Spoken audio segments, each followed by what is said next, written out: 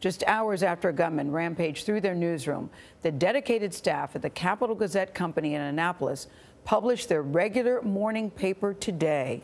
5 of their colleagues were killed in the attack. The victims range in age from 34 to 65 years old. They include 4 journalists and a sales assistant for the newspaper. CBS News has new information on why the suspected shooter may have carried out the attack armed with smoke and a flash grenade and a shotgun. Police say the suspect, who we've identified as 38-year-old Jared Ramos, threatened the Capital Gazette a few hours before the shooting. He is charged with 5 counts of first-degree murder. Norah O'Donnell is outside the newspaper's offices in Annapolis. Norah, good morning.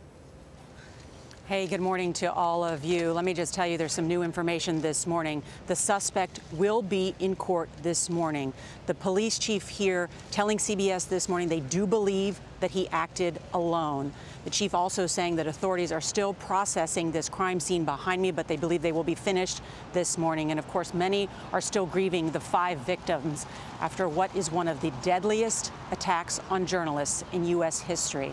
Now, even though 5 of the Capital Gazette staff were killed in this morning, several of the roughly 30-strong editorial staff were seen working in a nearby garage after the attack. They were covering this story while the fate of their friends and colleagues were still unknown. We saw one of the editors of the paper tweeted last night, "Yes, we're putting out a damn paper tomorrow."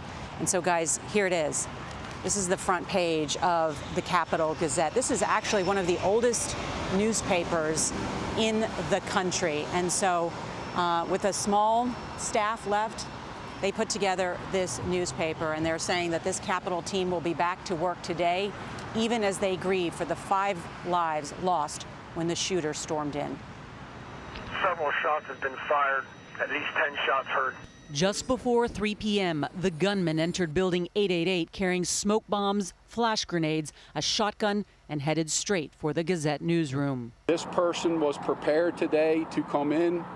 This person was prepared to shoot people. His intent was to cause harm. Employees hid under their desks while the shooter's bullets pierced the glass front door. Some said they could hear screams as their friends fell around them. The door of the Capital Gazette had been blown to pieces. It was in shattered pieces all on the carpet. And this guy was moving across the entrance of the Capital Gazette office, pointing the gun deeper into the office, like he was targeting people. All 5 victims were gunned down on the building's first floor. A Gazette reporter, Phil Davis, described the frightening scene as a war zone and said there is nothing more terrifying than hearing multiple people get shot while you're under your desk and then hear the gunman reload.